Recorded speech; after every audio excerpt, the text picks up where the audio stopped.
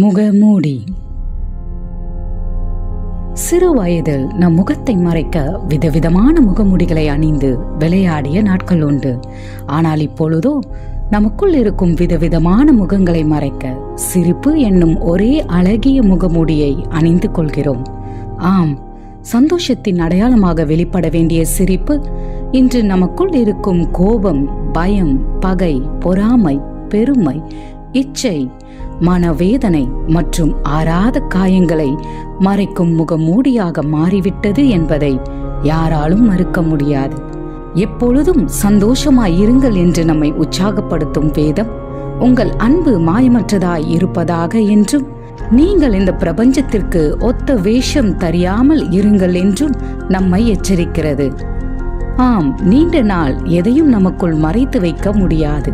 நம்முடைய வார்த்தைகளோ அல்லது நம்முடைய செயலோ அதை சீக்கிரத்தில் வெளிப்படுத்திவிடும். இதைதான் லூக்கா 6:45 நல்ல மனுஷன் தன் இருதயமாகிய நல்ல பொக்கிஷத்திலிருந்து நல்லதை எடுத்து காட்டுகிறான், பொல்லாத மனுஷன் தன் இருதயமாகிய பொல்லாத பொக்கிஷத்திலிருந்து பொல்லாததை எடுத்து காட்டுகிறான், இருதயத்தின் நிறைவினால் அவன் வாய் பேசும் என்று வேதம் சொல்கிறது. ஆம், மன்னித்து மறக்கப்பட வேண்டிய வார்த்தைகளையோ அல்லது சம்பவங்களையோ மன்னிக்காமல் இருதயத்துக்குள் மறைத்து வைப்பதால் அது ஆறாத காயமாக மாறி சிறிது நாளில் நம்மை அழிக்கும் மனநோயாகவோ அல்லது மற்றவர்களை அழிக்கக்கூடிய பகையாகவோ மாறிவிடுகிறது.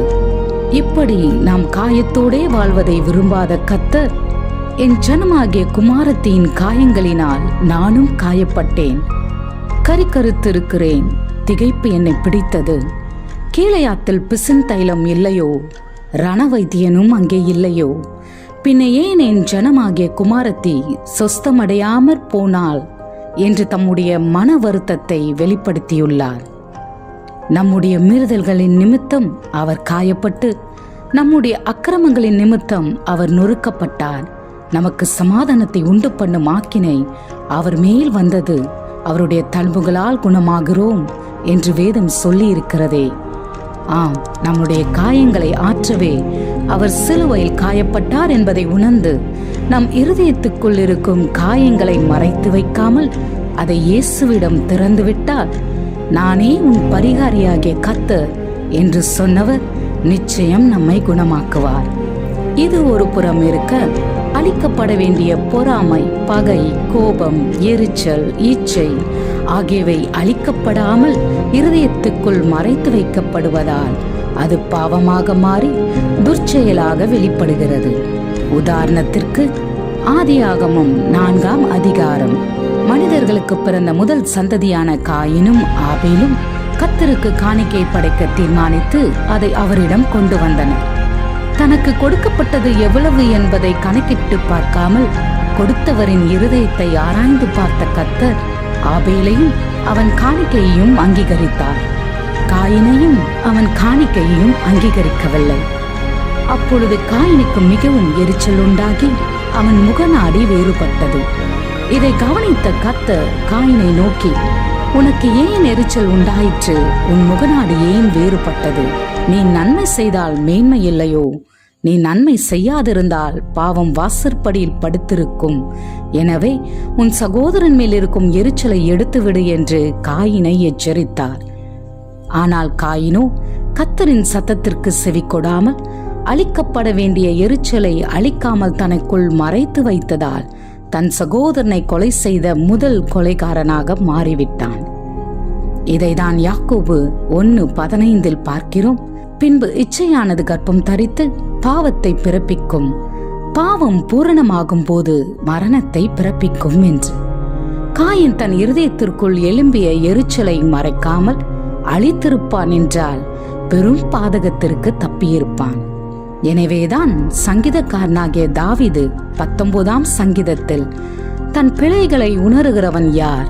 மறைவான குற்றங்களுக்கு என்னை நீங்களாக்கும், துணிகரமான பாவங்களுக்கு உமது அடியேனை விலக்கி காரும், அவைகள் என்னை ஆண்டு கொள்ள ஒட்டாதிரும்.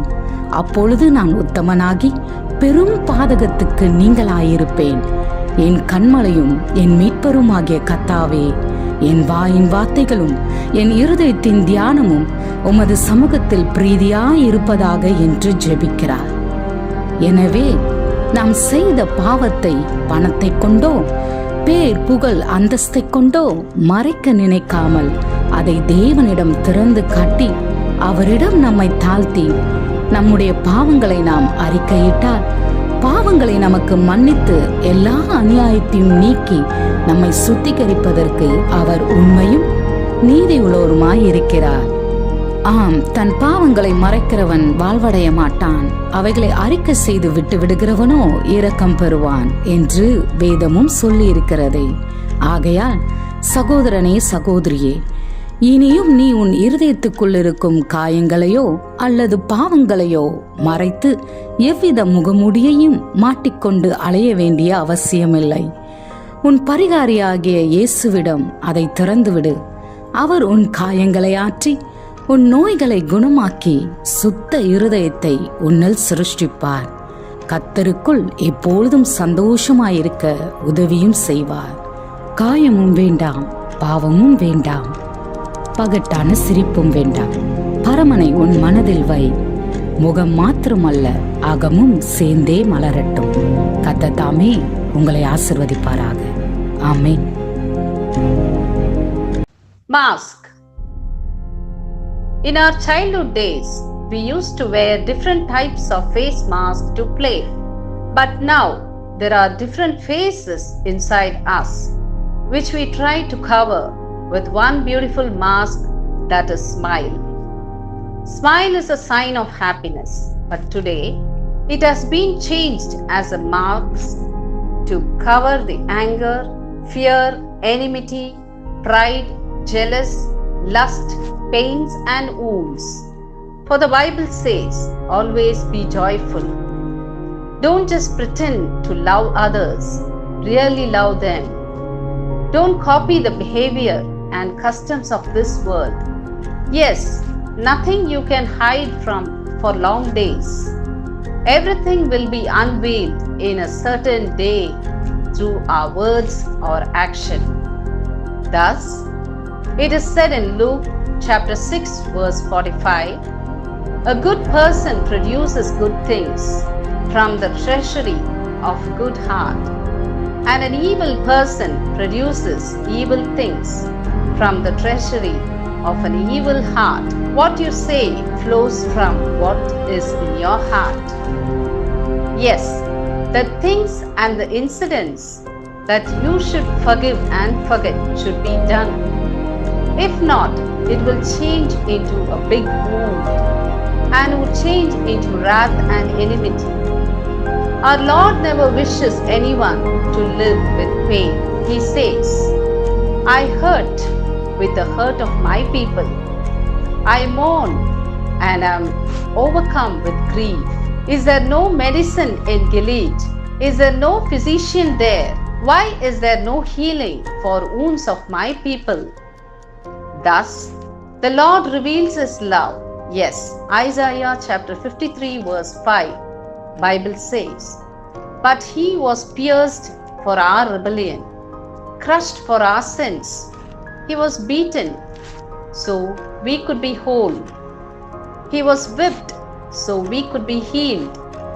To heal our wounds, Jesus was crucified on the cross. With this feeling, if we pour our hearts to Him, He will heal according to Exodus 15:26. For I am the Lord who heals you. On the other side, if we don't destroy the evil deeds such as jealousy, enmity, anger, irritation and lust, it changes as sin and reveals as wrong deeds. When the first generation, Cain and Abel, decided to give offering to the Lord and bring it to Him, the Lord who sees the heart, instead of focusing how much they gave, accepted Abel and his offerings, but rejected Cain and his offerings. Then Cain's anger grew and his face changed. The Lord noticed this and questioned Cain, why is your face downcast? You will be accepted if you do what is right. But if you refuse to do what is right, then watch out. Sin is crouching at the doorstep. Thus the Lord warned him to leave the anger that he had on his own brother. But Cain did not respond to the Lord's word. Instead, he hid his anger inside his heart. And so he became the first murderer who killed his own brother. We see in James chapter 1 verse 15, these desires give birth to sinful action. And when sin is allowed to grow, it gives birth to death. If Cain would have suppressed the anger which grew in his heart, he would have escaped from the great disaster. That's the reason the psalmist prays in Psalm 19, how can I know all the sins lurking in my heart? Cleanse me from these hidden faults. Keep your servant from deliberate sins. Don't let them control me. Then I will be free of guilt and innocence of great sin. May the words of my mouth and the meditation of my heart be pleasing to you, O Lord, my rock and my redeemer. But if we confess our sins to him, he is faithful and just to forgive our sins and to cleanse us from all wickedness. So let us not think to hide the sins with money, fame, name, or luxury. Instead, open up your hearts to the Lord and humble yourself. Yes, people who conceal their sins will not prosper. But if they confess and turn from them, they will receive mercy. So, my dear brothers and sisters, don't ever hide your pains and burdens inside your heart and pretend being happy wearing the mask. Share everything to the Lord who comforts you. He will heal you and create a new heart in you, and He will help you to rejoice in the Lord. There is no need of pains. There is no need of sin. No need of fake smile. Keep the Lord Almighty in your heart. Along with a face, let your heart also bloom.